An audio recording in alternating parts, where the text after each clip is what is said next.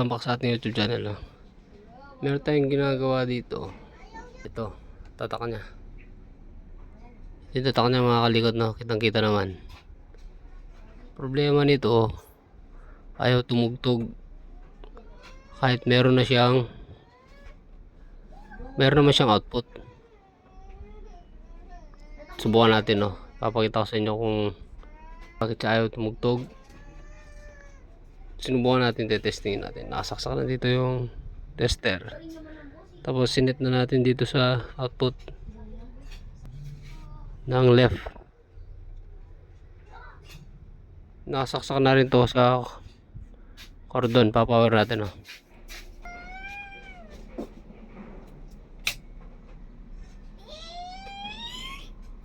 Ayun, no, power na. Tapos nag-relay na siya, no? Tingnan natin yung output nya.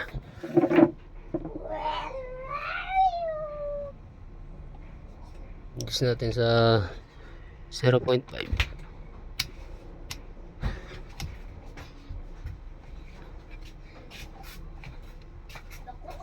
Kita nyo mga kalikot, no, gumagalaw siya. Gumagalaw ko ng pointer, oh.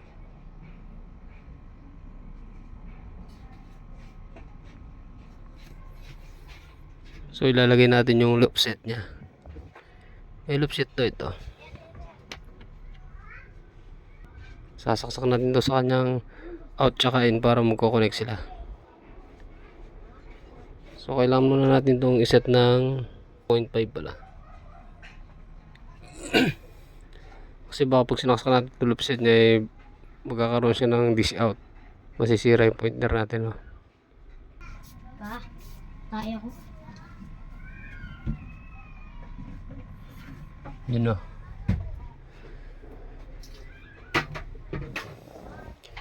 Didin natin to, titingnan natin yung pointer.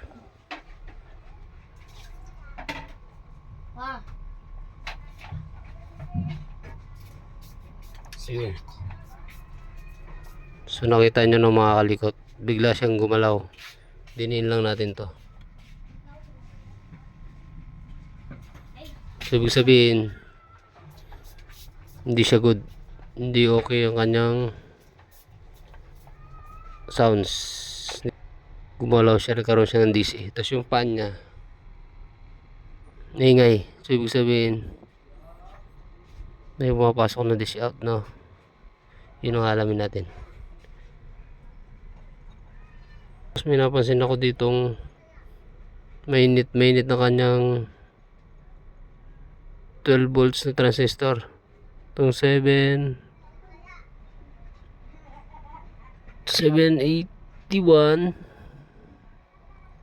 781.5. Ito, mainit siya. Kumbaga dito, ito hindi, sakto lang. Ito yung mainit. Ito susubukan natin tanggalin, no? Sige, tanggalin natin. So ito na mga kalikot, no? Diniagnosis natin siya. Inang natin yung kanyang mga connection sa preamp. Ito. Gawin natin ang may sira yung preamp. Kaya pala umiinit tong ating regulator. Dahil may problema yung preamp niya. So ngayon, hindi na siya mainit. Normal na siya, no? Super normal na siya mga kalikot, no? Nasa preamp ang problema. Kasi good, no?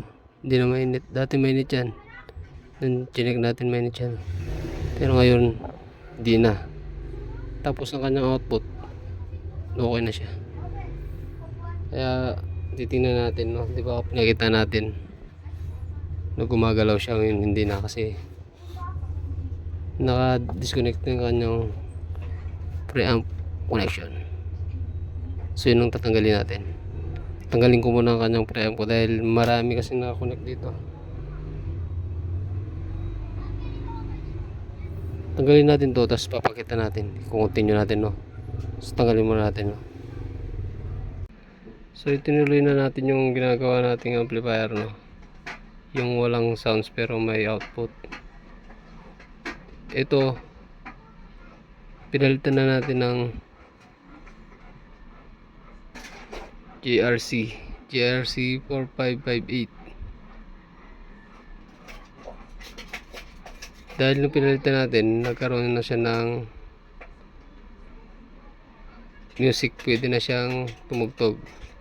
Ito, sinampulan lang natin dito sa ating tester, no. Ito na siya, oh.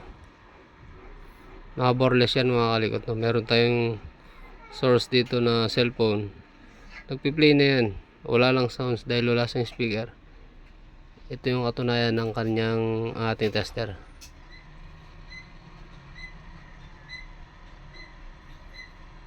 Yan, nakita nyo na mga kalikot, no. Gumagalaw yan, so ibig sabihin tumutugtog yan. Ito lang yung speaker, dito nyo na makikita na tumutugtog ang ating amplifier. Sa tester lang malalaman natin. Ipapakita rin natin to na tumutugtog na to pag inassemble na natin to, no.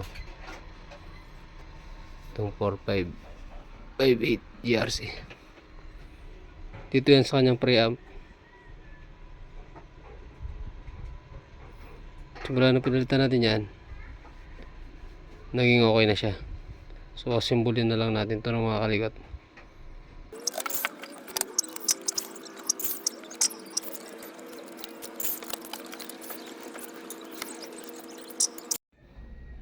Hello mga kalikot, no, ito na yung ginagawa natin, no. So kinabit na natin, nilagay na natin yung kanyang preamp, no. Nilagay na natin ng speaker, no. Tapos nilagay na natin ng source cellphone. Subukan natin to, no. Pa-power na natin.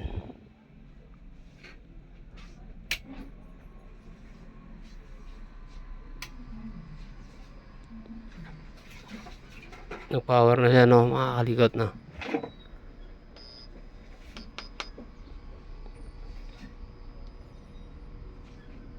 I-play natin dito sa ating cellphone, no.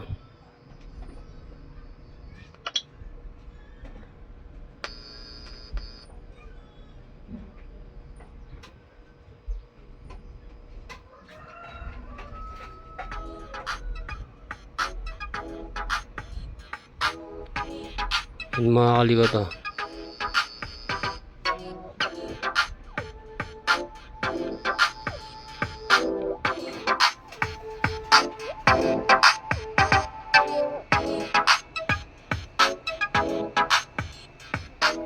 So mga kalikot, okay na siya, no. So ganun lang mga kalikot, pag meron siyang output, titingnan natin ang kanyang preamp, yung 4558 na GRC. So hanggang doon na lang ng mga kalikot. Maraming salamat sa ating panonood. Thank you.